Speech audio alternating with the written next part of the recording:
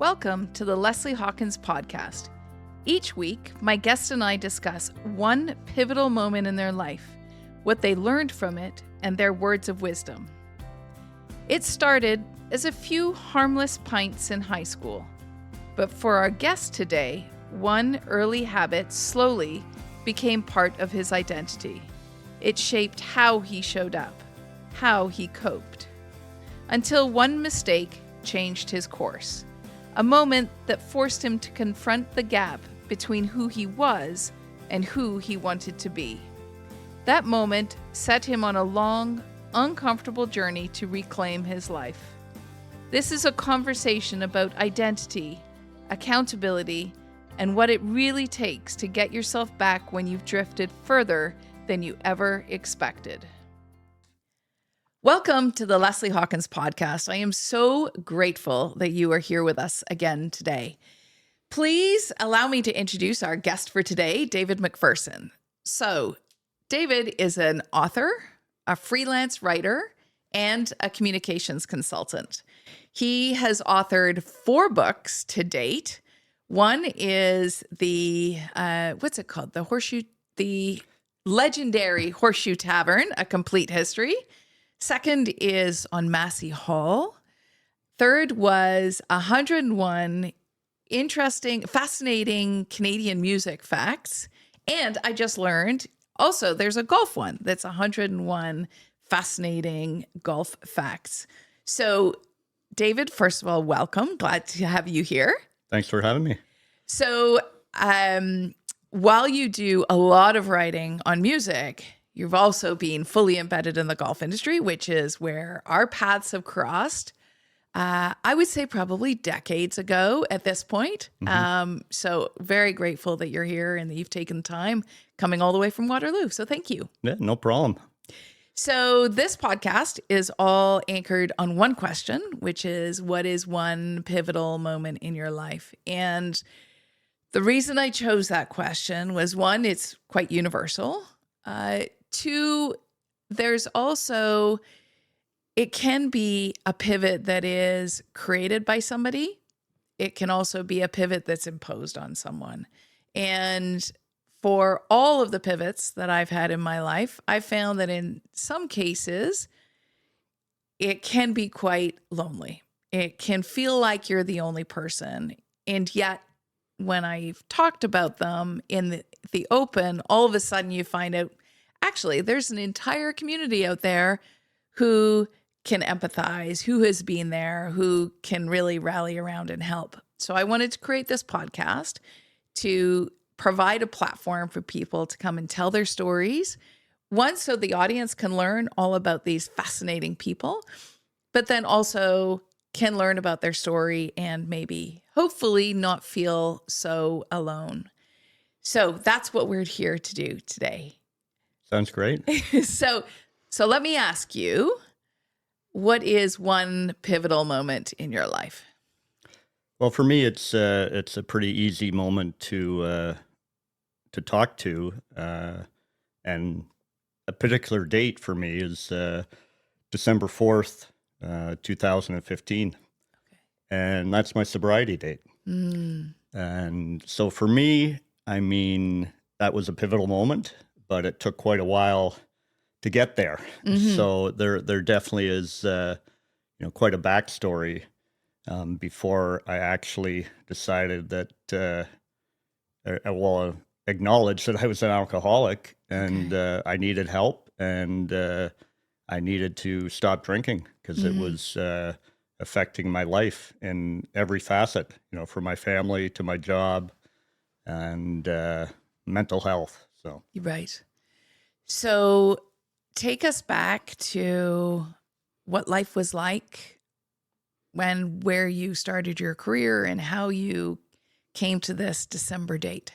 Yeah, I mean, I grew up in Waterloo and had a great childhood in many ways and played a lot of sports.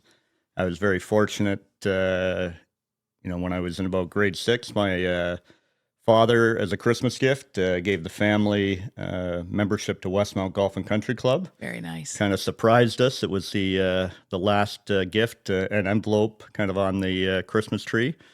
And, before that, I never played golf. And I was all into hockey, soccer, tennis. But I quickly fell in love with the sport and was as I said, I was very lucky to play one of the, premier private clubs in Canada. But I mean, growing up, I didn't really understand or realize that, you had Mo Norman, for those that know, I mean, yes. A one legend. of legend, he was always around the golf club and, bouncing balls off his putter in the pro shop and muttering away. And I was like, who is this guy? I had no idea. But, basically, all that to say, I had a very good life. I was very fortunate. And, I didn't consider myself, use the word lonely before. But, there was a bit of that dichotomy or that split, I'd say, in my personality where I could be very outgoing. And when I played sports, I was very intense. But I also love to read and I love to kind of retreat, if you will. And, making friends was not always the easiest thing for me. I think a lot of the friendships came from just playing sports and then naturally you're on a team together. So then flash forward, go forward a few years and I get to high school. And like many people, I mean, high school is a difficult time. Especially grade 9, it's that transition. You're going to a new school, new people. And, in my case, I went from a middle school, so where you're like the king of the school, basically. Yeah, and then now absolutely. You have, all these people coming from other schools, and you're just a number, basically. But, again, at least I knew a lot of people. I got involved in sports, got on sports teams. But, I didn't, the social side of it, I think that was part of it, that I never really was good at reaching out to people, say, on the weekend and, calling up friends, hey, let's do something.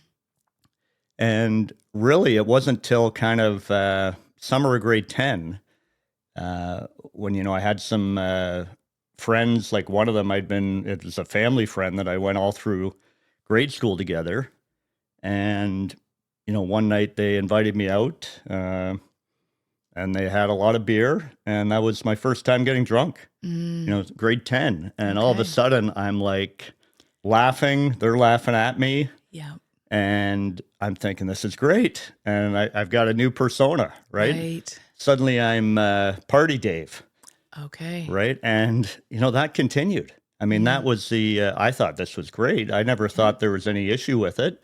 But all through high school, I mean, I partied and never saw, like most people, but I didn't see anything wrong that, I'd be going out on every weekend, both Friday, Saturday, and, getting drunk a lot. And, it was one of those, like most, you don't think it's an issue or you don't think it's a problem. And I think that's the biggest thing for me with alcohol is that I see it's just so prevalent in our society, in our culture. That it's kind of normalized. You see it in movies, you see it on TV, anytime someone's stressed or anytime someone is depressed or anytime someone wants to celebrate. What do? You see them with a glass of whiskey or having a glass of wine or whatever it is.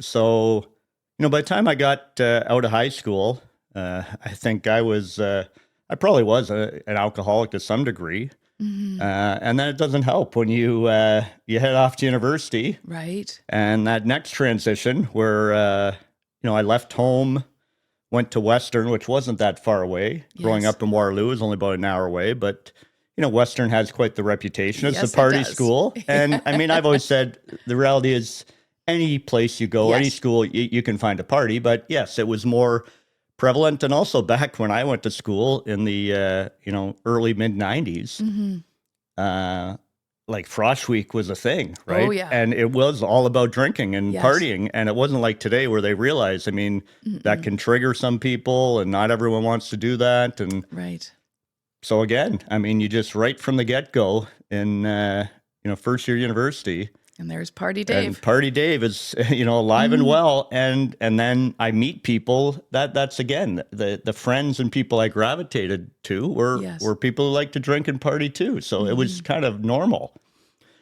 So, I ended up graduating from Western with a honors English language and literature degree.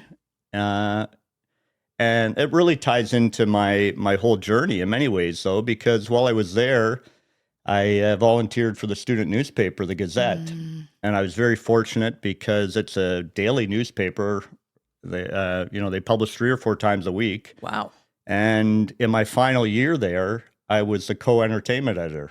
Fantastic. And I always tell people I ended up going back and doing a master's in journalism at Western. But, in terms of practical skills and learning, how to meet a deadline, how to write a lead, how to do interviews, all the basics of being a reporter. I mean, that was my training ground at the Gazette. Absolutely. And so then you graduate from Western. And even the interesting thing is, even with the drinking, like you graduated in honors. You were a good student. So that's quite amazing. Yeah, well, I mean, it was. I guess it's like my sister always likes to think that I had it much easier, that things came easier to me. Yeah. I don't think that's true, but maybe there is something that, when I wanted to put my mind to it, and I think there's a bit of the, ADHD in me that I have, and that's something that they talk about, and it took a long time for me to learn that, but you can hyper-focus. Yes. And so when I hyper-focused, I could do well. You could do really well, yeah. But again, it wasn't without, the signs were there. Yes. In my final year of final year university, while I was doing the Gazette, that was stressful, taking 4 courses. And, it was kind of like halfway through that year where, of course, alcohol was involved. Yes. And one night I was at the local pub, the Spoke, and, had way too many drinks. And then on top of it, I was watching the band 13 Engines. And I think I, smoked a little something else with them afterwards. And, long story short, I'm on my way home and there's this cab going by. And because I was just so far gone, I thought this cab had hit me, chased him down and ended up like kicking his door. Next thing you know, that the campus police come, they tackle me, separate my shoulder, and I get charged with, resisting arrest and aggravated assault and all this. Whoa. And, I look at like, that's not who I am. No, not at all. But that was all alcohol and drugs. And that hung over me for my whole kind of last year university. But, fortunately, I found, a lawyer friend of my father's, and, he represented me for free, a criminal lawyer. And, I got off with an absolute discharge. Okay, good. Because, he spoke to my character and everything, and that this was just a one-off incident. Absolutely. But, all that to say, you think I would have learned like that, okay, alcohol is not my friend. Maybe there's something there. And, I think that's the thing. We all like to deny things that we know. And that's the old guilt that comes in, right? Right. So, I mean, I graduated, like you said, with honors and I was a little bit adrift, if you will, in terms of, all right, now what? Like a lot of people, right? You graduate, unless you're going on to, a professional program like, doing an MBA or becoming a lawyer or whatever. I mean, it's tough to, okay, 4 years is done. And now I've got this degree. Now what? Yep. And I still wasn't totally convinced I wanted to, pursue journalism or be a writer because I didn't know if there was, opportunities there or not. Yes. And so I moved back home for that year. And in many ways, like it was a good thing, but it was also not so good because a lot of my friends who were kind of in similar boats, or some of them had decided that they were going to do some more courses at Laurier in town.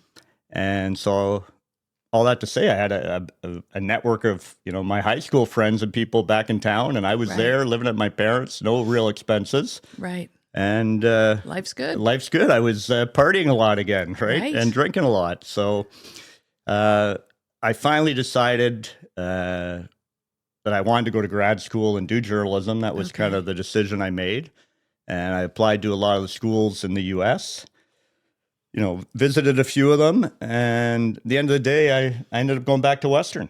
I got into their program, and for many ways, it was the best because that leads me to, really the next step of this whole story and journey. It's where I met my wife. Right. She was in the journalism class with me. And, by the end of that year, it was like a May to May program. Mm-hmm. And we probably started dating in like February or something like that. And, from there we graduated and both moved to Toronto. And that was kind of like the next chapter of my life. We started a life together in Right. Toronto, more or less. Got married in 2001. Mm-hmm. And, bought a house shortly before that in Don Mills. And, again, life's great. My first job was working for this company called the St. Clair Group, right out of journalism school. Okay. And they basically were a sports marketing kind of publishing company that did the Raptors programs, the Vancouver Grizzly programs. And Yeah. so I was like great. the managing editor of the Raptors program, right in the days of Vince Carter and Tracy McGrady and good is the that? building of the Air Canada Centre. Yep. It was fantastic. So that was kind of my intro to Toronto and, this next step. And, that lasted for about a year. And then from there, I moved on. I was fortunate to hear about an opening at the Workplace Safety Insurance Board. And I thought, well, I might as well, try my hand at corporate communications. Right. And ended up going there for, I guess it was about 5+ years, and then went on to the LCBO for another 6 years. Right. And so for those who don't know, the LCBO is our Liquor Control Board of Ontario. Yeah. Yeah. Okay. And what were you doing at the LCBO? I worked in their head office. Okay. That was down, right by the lake shore in Toronto. Yes. Ugly old Yes. building that they finally knocked down, but I did their employee magazine publication that came out monthly. And I also worked on the annual report. I was in charge of that every year. Okay. And then other things kind of as assigned, writing speeches the odd time, going to store openings. Yes. And throughout that, though, the drinking is still there. yeah. And I mean, again, you think that might have been a bit of a flag or something like, is working for a liquor control board the best place for an alcoholic? But no, I never thought of that. I thought, hey, I'm living the brand. Yeah, Right? exactly. So- And if you don't define yourself as an alcoholic, I honestly, I get it. Yeah. Right? Okay. There's easier access and Yeah. you're promoting whatever is the latest coming out. Yeah. Yeah. Okay. And so then somewhere along the way, you have this love for music. Like you are so embedded in the music community. So when does that start? I mean, the music really, like I said, it was always there. I mean, I think the real moment for that music was probably going back to that first summer when I got drunk for the first time Right, because these okay. same kind of friends, they decided, let's go see some concerts. And so my first two big concerts I went to was The Who at the C&E, Yes. which is the Canadian National Exhibition in Toronto that's no longer there, where the Blue Jays first played. And then later that summer, the Rolling Stones.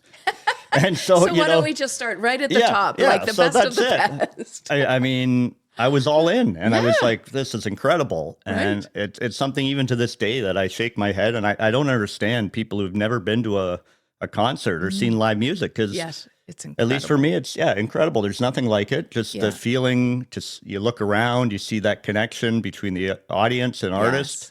And you get that feeling when you know the song or you know the lyrics and, that first chord is So struck good. and it's so good. So I always loved music, loved listening to it. I mean, I grew up, I played piano, I did Royal Conservatory, more classical. So Okay. I wasn't really a musician per se, but in terms of, I was a real music lover. Right. And then, probably starting in my corporate career in the early kind of 2000s, I started to say I'd like to get back doing some more freelance writing outside of my day Okay. job. And that's when both the golf and the music started, because I Okay. think some of the first things I did was I wrote for some golf publications, and then I got into writing for some music kind of websites and Okay. magazines, and it just kind of Okay. progressed from there. Okay. And so I guess that kind of leads me to the point where LCBO was a great job. Uh, I was very fortunate, good pay, good benefits, good pension. The people were great. But that's where I say the people were great, but not all of the people in terms of Yes. the management. And I think that's kind of really what kind of started to lead me on this path of, doing my own thing and becoming an entrepreneur and deciding to do freelance full time because, I got to the point where I had two micromanaging bosses at the LCBO in a very toxic workplace. And it eventually was just wearing on my mental health. Yes. And, I had to get out of there. And basically, I learned as well a great lesson that, it's much easier to get rid of, the employee than, the person causing the problem because Yes. they've been there longer, their salary's higher, and it really comes down to economics. And they're also Right. part of the old boys club too. Right. So that's irrelevant, but the point is, I left, and I think, reflecting back, so much of the alcoholism and that kind of probably became more so after I left LCBO or I started drinking more. I think a lot of that was that I made this decision that I thought was great, and it was in many ways, but I kind of made it without really consulting my wife or asking or rationally, if you will, thinking Yes. about it. Okay, like I just was like, oh yeah, I've been freelancing on the side. I'm Right. sure I can make up this deficit in salary and I can make this work. But I didn't really have a business plan or, there's no kind of strategy involved. And so I think that was part of the struggle and the challenge as I left there. And, I didn't really have that structure, which, I've learned it is a good thing. And Yes. someone with ADHD, often you need structure Right. because I'm so easily distracted. And, you have the executive functioning skills that are not the same as others. And so time management and just even the understanding of time is very different in my head. And so, yeah, I mean, I left LCBO and, I picked up some, various work. Yes. My wife had been working at the private school that was right on our street that Okay. both kids went to. But, just I think things just were kind of not getting any better, if you will. And, I'd often go over to the local mall and start at the coffee shop thinking I'm going to work there. And then there was a beer market right next door. And it was like, oh yeah, I'll just go in for one beer. Yes. And famous last words always. And that's where, when you finally do admit you're an alcoholic, that's why you can't even take one drink because that's the difference, right? Between an alcoholic and someone who doesn't have an issue with alcohol. I mean, my wife can have half a glass of wine with dinner and no problem. And maybe Right. just have that once a week or once a month, or it doesn't, whatever. Right. Whereas if I had that glass, it would just, A lot more. yeah, give me the rest of the bottle Right. or Bring it on. bring it on. So, so yeah, I mean, it basically came to a head, I think, when there was one particular day where I'd, gone, and a lot of that drinking I see in looking back too is it was boredom and Mm-hmm. also a way to pass the time when I was feeling sorry for myself, Yeah. right? Rather than getting off my ass and pounding on doors and trying to get some Mm-hmm. more work. I think, oh, I'll just go use that cliche, drown my sorrows, right? Right. Right. And I think also you when you go off on your own and you leave like a company. I mean, I heard it so much when like people retired at the Mm-hmm. LCBO had been there 30, 40 years. Like they're not, most people don't miss the work, they miss the people. Correct. And that's the reality. I had Mm-hmm. lost all that kind of social being around people. And we saw that again with the pandemic and COVID, how a lot of people Absolutely. turned to drinking or became isolated and lonely because Mm-hmm. they weren't going into an office and had that social interaction, which, for humans is such an important Yes. thing.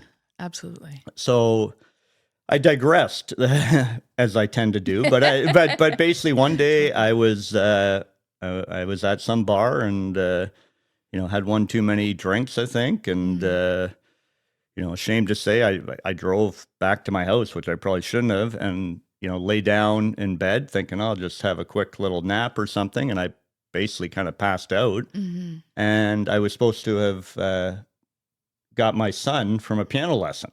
Yeah. And that was kind of the wake up call, and also for my wife, that was like, she obviously she'd seen stuff, Mm-hmm. but that was kind of the moment that really for her kind of okay, there is something wrong here, Yes. and that's where I say I thank my wife Patricia for my life, really, Mm-hmm. because um, from that moment, she gave me an ultimatum. Like she got me books out of the library on addiction. She looked up AA meetings and said, "You're going to 2 AA meetings a week." Okay.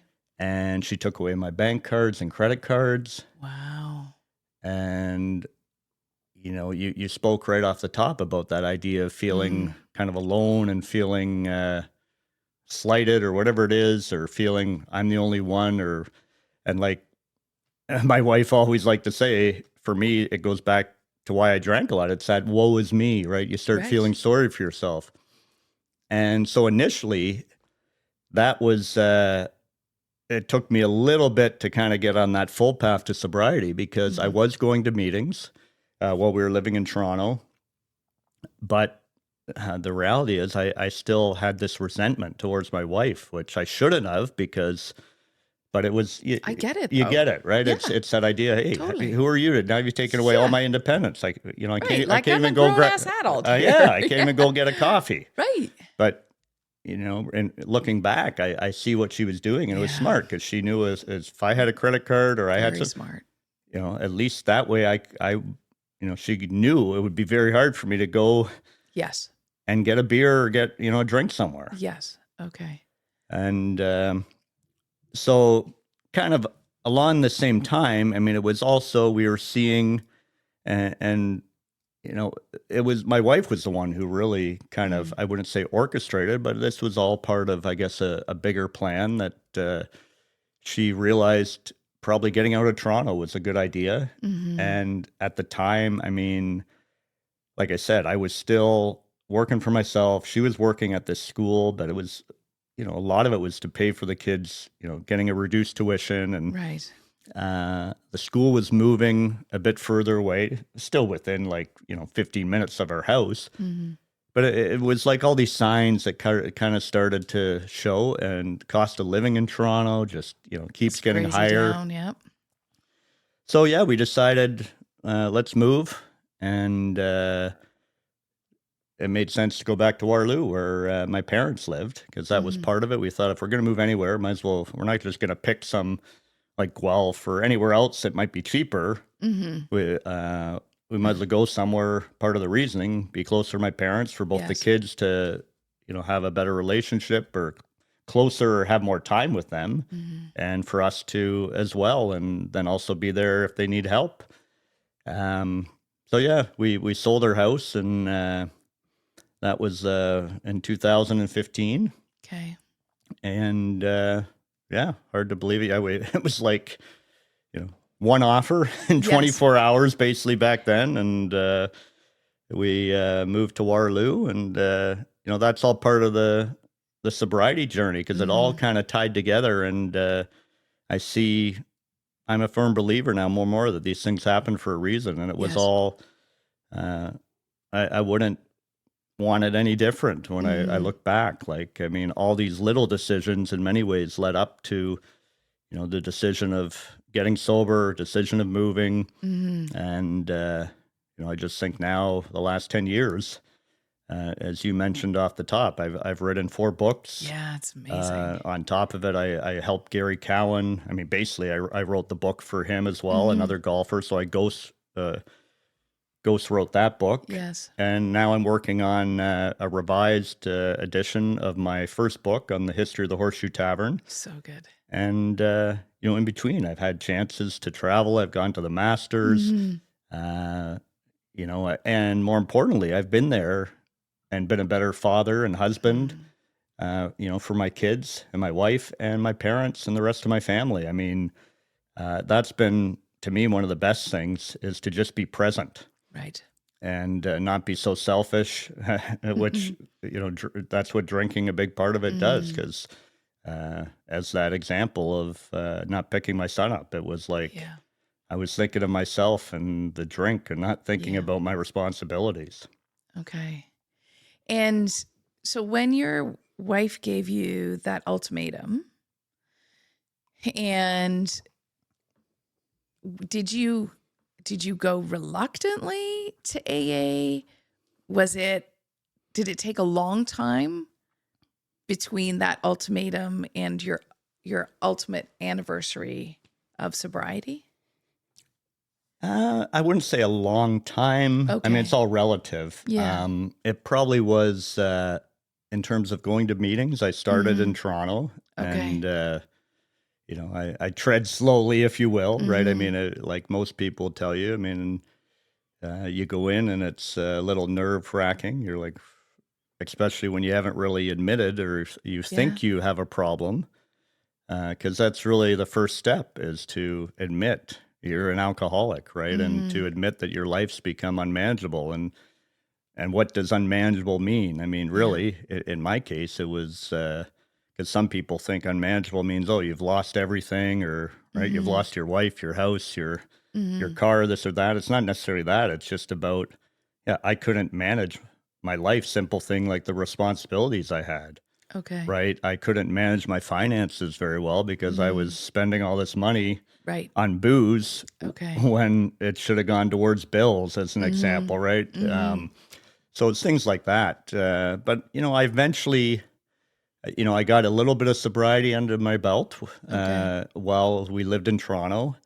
And then I think that was part of it. The move to Waterloo was was a big deal, right? Mhm. Because we were leaving so much behind. Absolutely. I mean, Yeah. we'd been there for 17, years almost, and we had a real good community there. Mhm. The kids they knew this one school. It's where my wife had taught.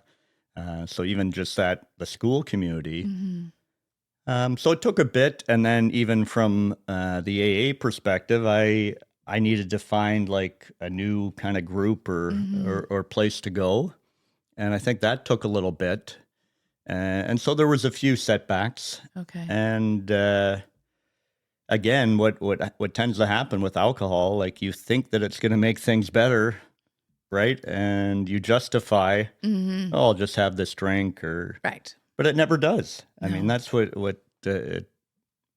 we some people realize, some don't, and that's Mhm. okay. But I mean, I'm so happy that I did that.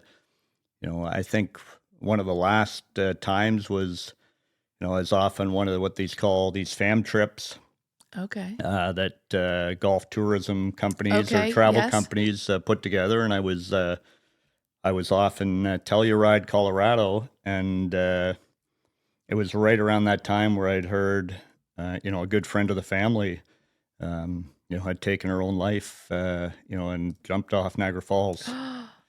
And I used that as like an excuse to drink, right? I mean, Yeah.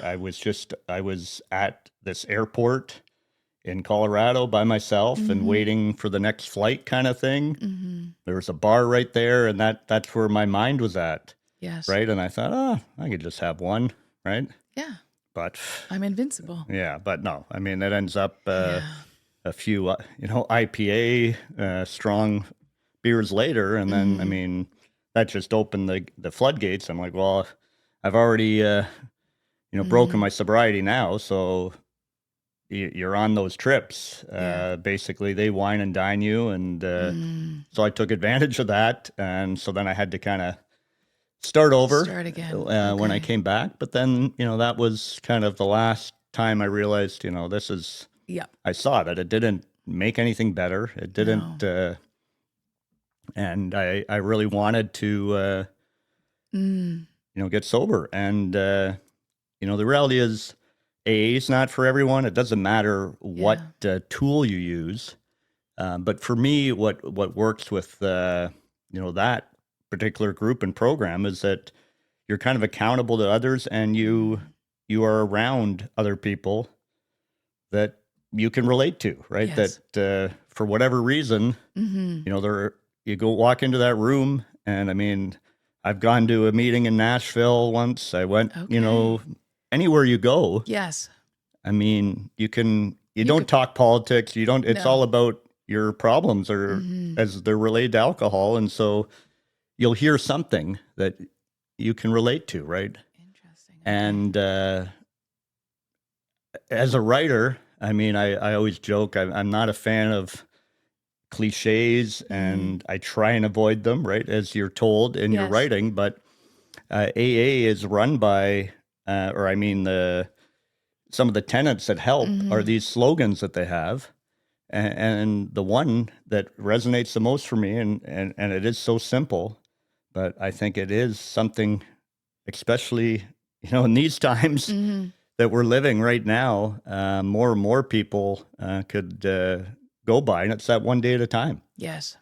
Because the reality is so much of even why people might turn to a substance, or they might, some people overeat, some people, whatever it is, a lot of that's caused by stress of worrying about something that might happen in the future or might not. Right. And you often create this scenario and story in your head that it's so much worse than it will be, most likely.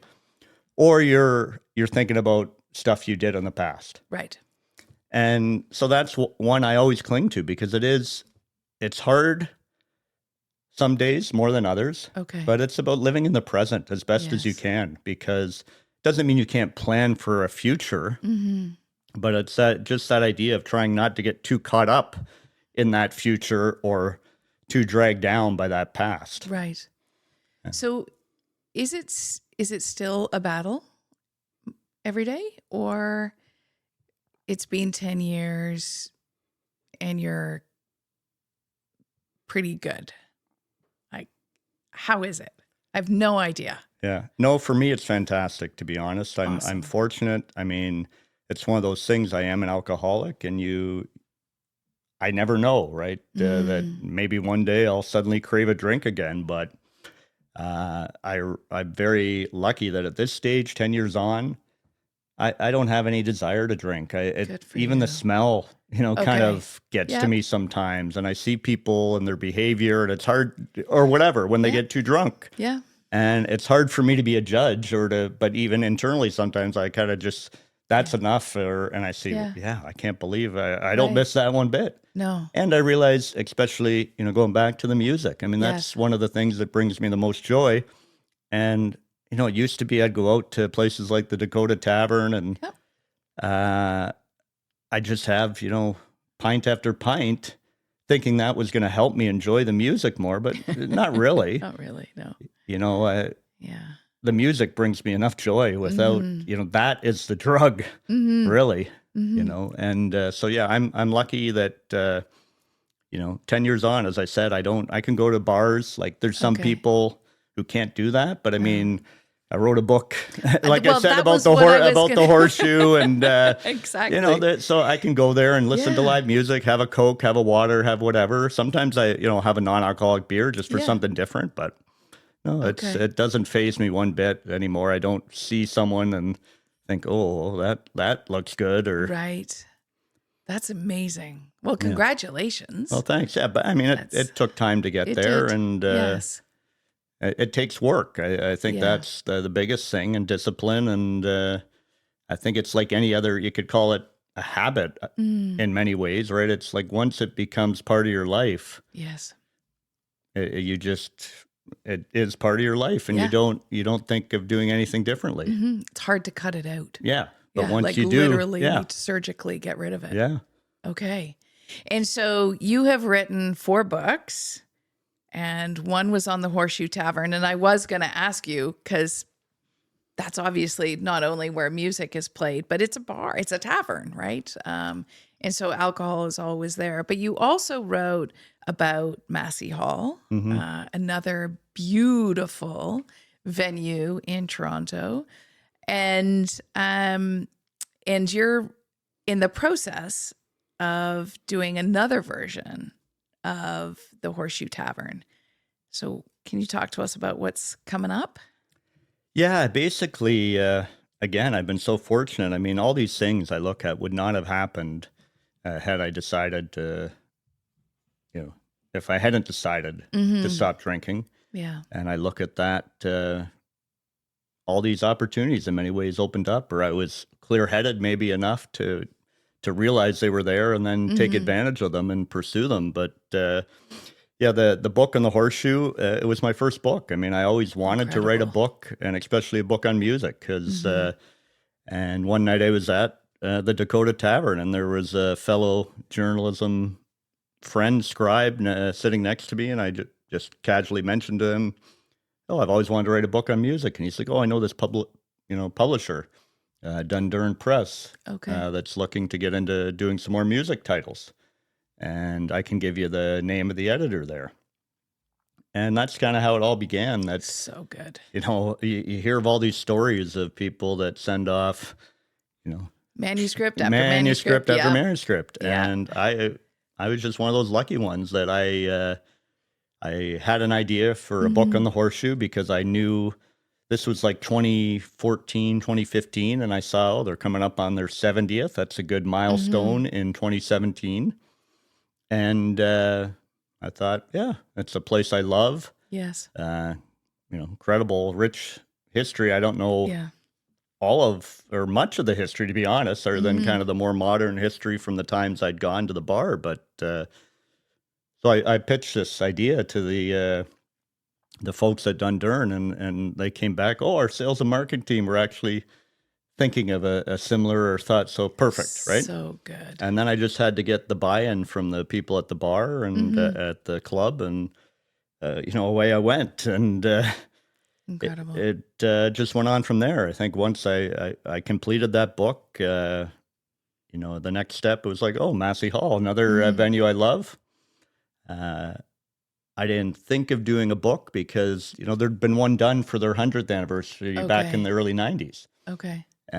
but then I started thinking about it more and realizing a lot has changed A since lot. then. Yes. And that book was a little more academic and Mm-hmm. didn't have a lot of photos. And so I had a different vision of what the book might be. And, again, I was fortunate. Dundurn, it was easy. Went with them, and we convinced the people at Massey Hall. And I was just very lucky That's to, amazing. tell that story too. Mm-hmm. And, in the process, I've kind of become a bit of a Canadian music historian, and Absolutely.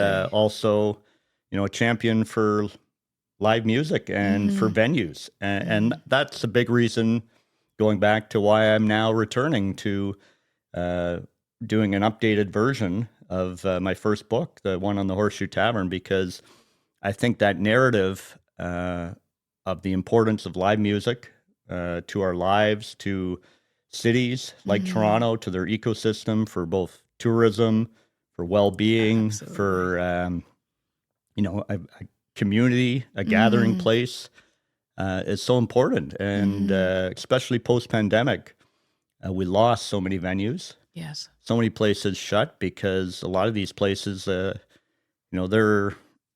they're just struggling as it is. Right. The margins are slim, and So then you add in the whole period when they were closed, and there's lots of other trends like people not drinking as much, Yes. people deciding to spend their money in different ways, right? Maybe, one Taylor Swift show or something versus going Yeah. in, out to the clubs. Absolutely. And the demographics change. So I think that's all part of what I'm trying to explore more with this That's great. new book, new version of the book, Yes. updated, and also get some more stories from artists and people who played there. So Okay. That's amazing. So now 10 years sober, as you look back at your story,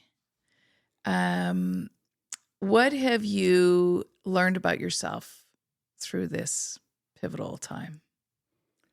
I mean, one of the biggest things I look at is the importance of being honest, because I see that as really a malaise in our society, if you will, that people lie like nonstop, and people believe these lies, and we believe these lies ourselves, and so much of why people lie is because they're feeling guilty. Yeah. At least that's Agreed. my view, and that they feel guilty about whatever it is they did or didn't do. And so sometimes it's a little white lie, sometimes it's a bigger lie. But for me, honesty, I think people respect you more, Yes. and at the end of the day, you respect yourself more when you can be honest and tell the truth, and even if it's when it hurts, and the little anecdote I always share there that really makes it ring true for me is when I did have one of those little setbacks, and I think it was happened to be when I was down in Toronto doing an interview for the first Horseshoe book, and for whatever some dumb reason, right, I decided before I drove back to Waterloo, like I went over to the Rivoli a few doors down and decided to have a pint. And maybe I had 2 pints. I mean, whatever. But then, of course, wives always know. Yes, they do. And the next day, my wife is like, "Oh, how many beers did you have last night?" And of course, I lied because of the guilt. I'm good. Right? Yeah. I said, "No, I didn't have anything." Because I was feeling guilty that I'd broken my sobriety. Obviously, that at that point I probably had a few months, right? 3, 4, I don't know how many months, but she found the receipt in my pants. Damn. But Caught. Great, caught. And Yes. she wrote in big block letters on that receipt, "Liar." And I've kept that receipt. Nice. But that to me is one of the biggest reminders of just how those little things, and it took a while again for her to, and understandably, to kind of believe and have, full confidence in me again. And trust you again. And trust, right? Yeah. Trust is the big thing. And I think that's the whole thing of honesty and trust go hand in hand, right? Definitely do. Well, your wife sounds incredible. One day I hope to meet her. No, She's incredible. No, she really is. I'm very fortunate. So That's great. So my last question for you is, what would be your words of wisdom for the audience? yeah, that's a big question, but simply, I would say, take a look at your life and wherever you're at in your journey, and be honest with yourself. Right? It's as simple as, are you happy? Are you pursuing really what you want to do at this stage in your life? Because that's a big part of what I've witnessed too. I mean, leaving my corporate job and deciding to go out on my own. I mean, yeah, it wasn't easy. And, I gave up, like I said, a very good salary, benefits, everything, but no regrets. Right. When I think about it, so many people get caught up in money, titles, climbing that corporate ladder. And I feel like it's great if that's what you want. Who am I to judge? But there's also the other piece that it's, to use that cliche, life is short. And, suddenly you might wake up and like, why am I doing this? Yeah. And you hear those stories of people, they worked their whole life for this pension. Yes. And then, they get cancer or they die or they never get to enjoy that pension. And that was the only reason they were staying at Wherever they were. Wherever they were. Exactly.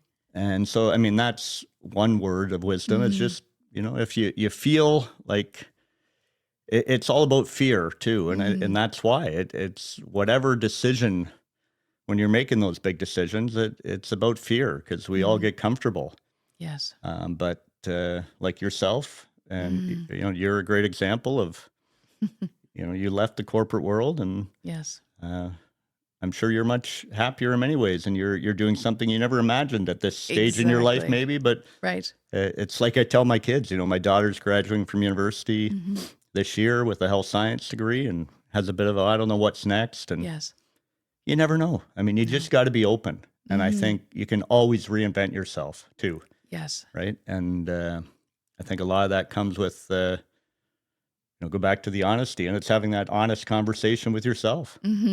Exactly.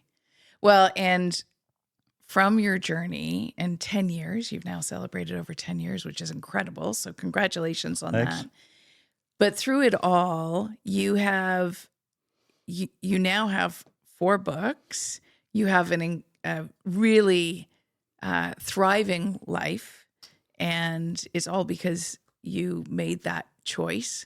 And so we're grateful that you made that choice. We're grateful that you're here. And major kudos to your wife for really being the stalwart in saying enough is enough. And to have somebody like that in your life is incredible. So she really sounds like quite an incredible partner to have as well. But I thank you for your time. I thank you for sharing your journey and your story so honestly and with such vulnerability and ease, because I think it's an important topic that we really don't talk about very much. It's one of those we just sort of sweep under the rug. So thank you for sharing here today. Yeah, no problem. No, it's my pleasure. And like I said, I always enjoy sharing, and because you hope that maybe someone else will hear your story and something might resonate for them. Yes, and that is absolutely what's going to happen. So thank you. Thanks. Thank you for joining me today. I really appreciate David's honesty and vulnerability about his journey to sobriety. His candor about his struggles is quite admirable. We're all fortunate for his sobriety, as his passion for writing, music, and golf are truly a gift for all of us to enjoy.